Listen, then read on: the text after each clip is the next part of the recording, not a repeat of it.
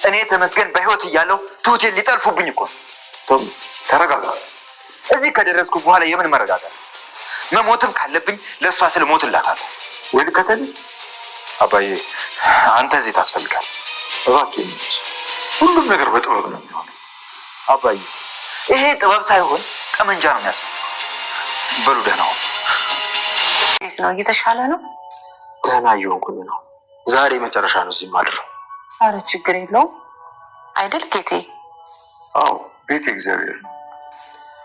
አባዬ የምርህን ነው? ችግር የለም በእውነት በጣም ነው የማመሰግነው። ኧረ ምን ችግር አለው? ያው ይላካል። ተመስገን እኮ ሄዷል። ኧረ እባክህ እውነት ምን ልትለኝ? እኔ ምንም ልልህ አይደለም። በባለፈው ደብሮኝ ነው ይቅርታ ልጠይቅህ ነው። ይኸውልህ የአንተ ይቅርታ ተወኝ። ነኝ ልክ ልትወው ይገባል። በባለፈው ማክስ አግኝቼ ነበር። ስለዚህ ማክሱን እዛው ትቼ ወጣሁት። እንደፈለክ መሆን ትችላለህ። ማለት ሰውዬው አስቀየመ እንዴ? ማነው ሰውዬው? አባዬ ነው። እሱን ተወው። እኔ ማውራት አልፈልግም፣ ግን ደግሞ የፈለግከው ማለት ትችላለህ። አሁን ገባኝ። በዚህ ቢዚ ሆኜ ሽምግልናውን የምተወው መስሎ ነበር። አንተ ደስ እንዳላስበው። እኔ ግን ምንም እንደማያገባኝ ብቻ ነው ልነግርህ የምችለው።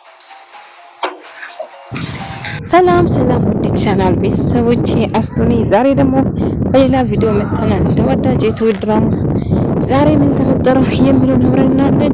እስከ ቪዲዮ ሳምንት ከኔ ጋር አብራችሁን ቆዩ። እንግዲህ ናቲ በመጨረሻ ተጋለጠ። ተመስገን ማክሱን አወለቀበት። ቆይ አንተ ምን እያደረክ ነው? ለምንድን ነው የምትከታተለኝ? በማለት ይጮህበታል። ቆይ ምን ለማድረግ እየሞከርክ ነው? ሰውን ለማስፈራራት በዚህ ልክ መሄድ ነበረብህ? ናቲ ግን ችግር ምንድነው? ለምን እንደዚህ ያደረክ? በማለት ይቆጣል። ግን እሱ ግን ይኸውልህ እዚህ መቀመጥ የለብን፣ ከዚህ ወጥተህ መሄድ አለብን ይጮህበታል። እሱም እሺ በማለት ይስማማል። ነገር ግን እንዳጋጣሚ ማሚት መጣና ምን እየተፈጠረ ነው? ደህና አይደላችሁ እንዴ?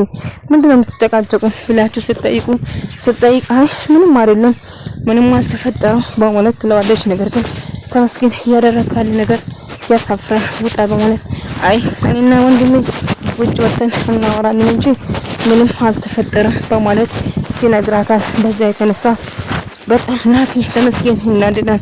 ናቲ እቅዱ ስለተበላሸበት እጅግ በጣም ተበሳጨ እና ምንም ነገር ቢፈጠር አይ በማላችሁ ጥሩ እንግዲህ ሰላም ከሆናችሁ እኔ ደስ ይለኛል አንድ ላይ በመሆናችሁ በማለት ይነግራታል። እና እሷም እሺና ተያይዘው ይወጣሉ። ናቲ እጅግ በጣም ተበሳጨ፣ እጅግ በጣም ተናደደ። ምክንያቱም እንግዲህ ማዘርን አስፈራርቶ እና ቤቱን ለማሸጥ ነበር አላማው። ነገር ግን ትሁት እስቲና አባቴ እንደ አባትና ልጅ አብረን እንድንጫወት ፈልጋለሁ ትላለች። ነገር ግን አባቷ ለትሁት ወጥመድ ቆፈረላት። ምክንያቱም እንድትጠለፍ ወሰነ። ምክንያቱም እሱ የፈለገ ሽማግሌ ጠልፏት እንዳገባ ነገራት። ነገር ግን ተመስገንን እንደማይወደውና ብዙ ጊዜ እንዳስተቃያት ነገረው። ስለዚህ ተመስገን በጭራሽ ማግባት እንደሌለበት። ተመስገን እኮ ተቀይሯል አባቴ፣ እባክህ ሰው ደግሞ ያጠፋል፣ ከጥፋቱ ይማራል፣ ስለዚህ ይቅር በለው በማለት ትጠይቀዋለች። እሱም እሺ በማለት ይቅርታ እንዳረገለት ትሁትን አገባታለሁ። አንቺ ቆይ ምንድነው የሷ ጠበቃ? አይቴ እኮ ነች እህቴን እንድታሰቃይ በጭራሽ አልፈልግልም። ትሰማኛለህ ትሁት የእናቴ የአባቴን ልጅ ነች። ስለዚህ እሷ ላይ ጉዳት እንደርስ በጭራሽ አልፈልግም እያላት ነበር። እሺ ጉዳት አልደረስበትም፣ ግን እያደረግኩ ያለ ነገር ደስ አይልም በማለት ትነግረዋለች። እሱም ምንም መጥፎ ነገር እንዳላረገ እየነገራት ነበር። ነገር ግን ትሁት በጭራሽ አንተን ማግባት አትፈልግም፣ ልፋ ብለህ ነው እልቁንስ አርፈ ብትቀመጥ ይሻል በማለት ነገር ትሰማኛለች። ትሁት ተመስገን ናቲ ላይ ይሁን ትሁትን ለማግባት መወዳደርን ወይም ደግሞ መፈካከርን በጭራሽ ቅር አላለኝም፣ ግን እያደረኩ ያለ ነገር ያሳፍራል በማለት በጥፊ መታው።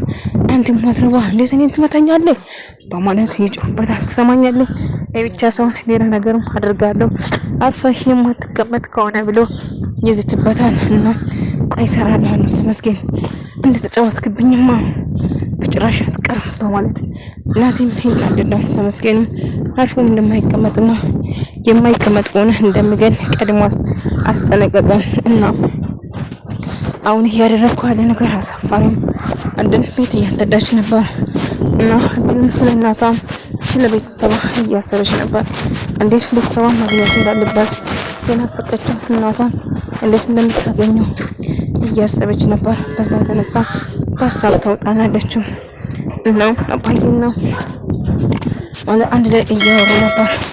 ጌታዬ ምንም ሰላም እየተሰማኝ አይደለም እዚህ ቤት ውስጥ እና ይሄ ቤት እንድሸጥ እፈልጋለሁ በማለት ጠይቋለች። እሱም እሺ እንሸጣለን ያንን እየመጣ የማስፈራራሽ ሰው ድጋሚ ዛሬ ከመጣ እንሸጣለን አላት ማለት ነው። እና ጌቴ ከልብ ነው እውነቴን ነው በጣም ደስ ብሎኛል በማለት ትነግረዋለች። አዎ ብሎ ልክ እያወሩ እያለ ናቲ እንዳጋጣሚ መጣ እና ምን ነገር ችግር እንደሌለበት እየነገራት ነበር። አባዬ ቤት መሽጠት በጭራሽ አይወድም፣ ግን ናቲ እየተጫወተ እንደሆነ ተመስገን ሰይጣን መስሎ ወይም ደግሞ አማዬ እንድትፈራ ማሚ እንድትፈራ ብሎ ናቲ እያደረገ ያለ ጨዋታ እንዳጋለጠበትና ናቲ እንዳወቀበት እሱ እንደሆነ ነገረው እና እሱ ማለት ነው ቤቴን ለመግዛትና ለመሸጥ ነው የሱ ፍላጎቱን እንድሳካለትና እንደውም ፊት ለፊት እንድትገናኝ ማድረግ ፈልጋለሁ ስለነግራን እና አባዬ ናቲ አደገኛ ሰው እንደሆነና ለምን እዛ ቤት እንደገባ በሙሉ ነገረው። ስለዚህ ያ የተረገመ ለካ ቤቴ ውስጥ ሰተት ብሎ የገባ ድሮ ማውቄ ነበር ነገር አቅደው እንደሆነ እርግጥ ነበር። ምክንያቱም የሆነ ተንኮል አስቦ እዛ ቤት እንደገባ እርግጥ ነበርኩ ተጠራጥሬ ነበር። እናም ባለቤቴ ቤቴን ጠልታ እንዲሸጥ ለማስደረግ ነበር አላማው። እናም ተሳክቶለታል። ስለዚህ ግን እጅ ከፍንጅ ቢያዝ ኖሮ ጥሩ ነው ስትል ትነግረዋለች። ስለዚህ ተመስገን ናቲን ካሁን በኋላ ማክሰም እዛ አስቀምጬልሃለሁ የፈለግከው ማለት ትችላለህ፣ እኔ ካሁን በኋላ ጣልቃ አልገባም እያለው ነበር። ስለዚህ የፈለግከውን አድርግ ብሎ ናቲ ፍቃድ ይሰጠዋል ለናቲ ማለት ነው። ተመስገን ለናቲ እና ናቲ ያስበው ነው ይህን ነገር ሊደረግ የፈለገው በማለት ይጠረጥራል። እናም ናቲ እንግዲህ በመጨረሻ ዛድሮ እቅዱን ለማሳካት ወሰነ። እናም ካሁን በኋላ ጣልቃ እንደማይገባና የፈለገው ማድረግ እንደሚችል ይነገረው። እሱም እሺ እንግዲህ አንተ ካልኩ ሁሉ ነገር አድርጋለሁ በማለት ይስማማል። እና በመጨረሻ እንግዲህ አንድ ላይ በመሆን ይስማማሉ። ስለዚህ አሁን ናቲ ፍሪ ስለሆነ ድጋሚ ማየን አስፈራርቶ ቤቱን እንዲሸጥ እንድታሳምነው ይነግራታል። በመጨረሻ አንድ ላይ ቤት እንግዲህ ይጠውና አባቱ ለልጄ ተባብለናል፣ ስለዚህ ልጅህን ወዶታል እንድትፈቅድለት ፈልጋለሁ በማለት ይነግሯል። እሱም እሺ በማለት ይስማማል። እና ትሁትን የራሴ ማድረግ ፈልጋለሁ፣ የተረገመ ተመስገን በጭራሽ እንዲቀማኝ አልፈልግም በማለት ይነግራል። አዎ በጭራሽ እሱ እንዲቀማኝ አልፈልግም፣ ስለዚህ አንድ ነገር ማድረግ አለብኝ ብሎ ይወስናል። ስለዚህ ማድረግ ያለበትን መጥለፍ እንዳለበት ይነግራል። የትሁትን ታናሽ እህት ቆማ እየሰማች ነበር። ይህን ስትሰማ ለትሁት ትነግራት እየሮጠች ነበር። ምክንያቱም አባቷ የማውን ነገር እቅድ ውስጥ ገባ። ትሁትን ለማስጠለፍ ቆርጦ ተነሳ። አባት እንዴት ለገዛ ልጁ እንድትጠለፍ ያደርጋል? ከተመስገን ያለ ጥላቻ እና ንዴት ይቅርታ አድርጌለታለሁ ያለ ነገር ውሸት ነበር ማለት ነው በማለት ይስማማል። በዛ የተነሳ እየሮጠች የትሁት ልጅ እንደምን ብሎ ያስቆማትና ለማንም ምንም ነገር እንድትናገር አልፈቅድም በማለት ይነግራታል። በዛ የተነሳ ነግራትና እሷም እህቴን ከዚህ በላይ እንድትሰቃይ በጭራሽ አልፈልግም፣ እስከዛሬ የጎዳቻት ራሱ ይበቃል፣ አሁን ግን እንድትጎዳት በጭራሽ አልፈልግም። ቆይ ምን አደረገቻቸው እህቴ?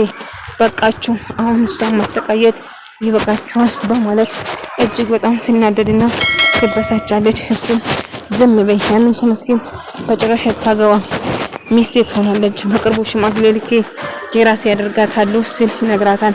እሷም ግን በጣም ትናደድና በጭራሽ የሆኑ አንተ የምትወሰው አይደለም በእውነት ትጮህበታለች። ወደድክም ጠላም በቃ እሷ የኔ ነች ብሎ ይናደዳል። ተመስገን ይህንን ሲሰማ እጅግ በጣም እናደድና ይበሳጫል።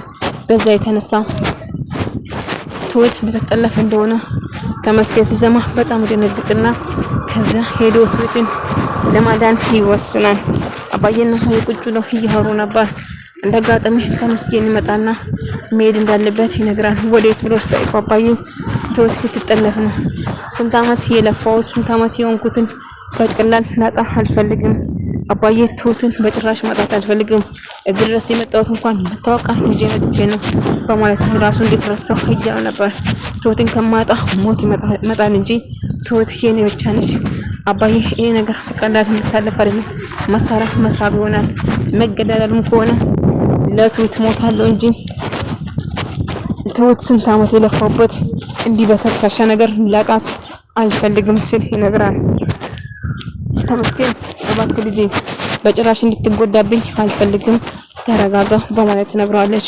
እሺ ችግር ውስጥ አትግባ፣ ለተመስገን ፈርቻለሁ፣ ችግር ውስጥ ብገባስ ምን ይወጣኛል በማለት ትጨነቃለች። እና አታስብ ምንም አይሆንም በማለት ትነግረዋለች።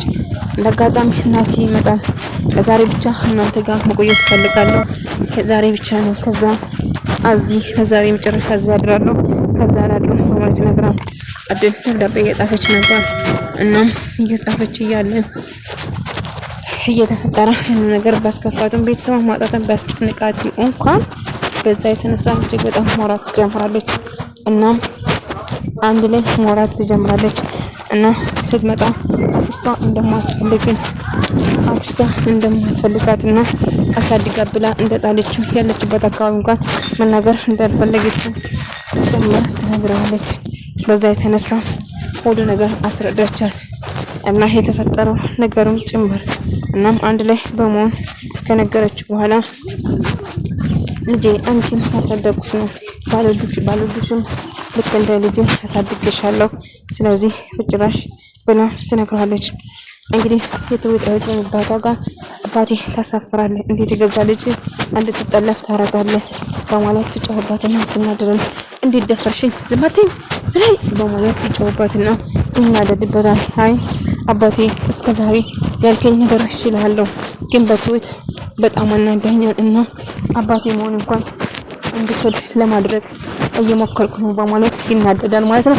እንግዲህ እሱም ዝም ብሎ እየጨዋባትና እያስፈራራት ነበር። ነገር ግን አሁን ምንም ቢፈጠር ናቲም ተመልሶ ወደ ቤት መጥቶ ማየ ለማስፈራራት ቆርጦ ተነሳ። እናም አባዬ ስለ ተመስገን ብቻ ነበር የማስብ የሚጨነቀው።